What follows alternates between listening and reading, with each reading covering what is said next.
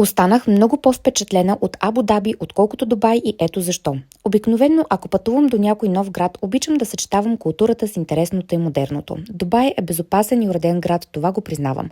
Още като пристигнах там, усетих тази атмосфера на големия град, пълен с живот, молове, ресторанти, модерна архитектура, но не усетих тази арабска атмосфера. А според мен, ако ще се ходи в подобна държава, е хубаво човек да има по-автентични преживявания. Не ме разбирайте погрешно, в Дубай има много какво да се види, особено ако никога не сте били в подобен голям град.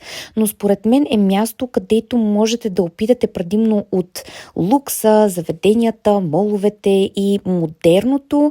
По-голямата част от населението също са чужденци и ако търсите да опитате от истинската арабска атмосфера, мисля, че Абу Даби може да ви предложи много повече културни преживявания от Дубай.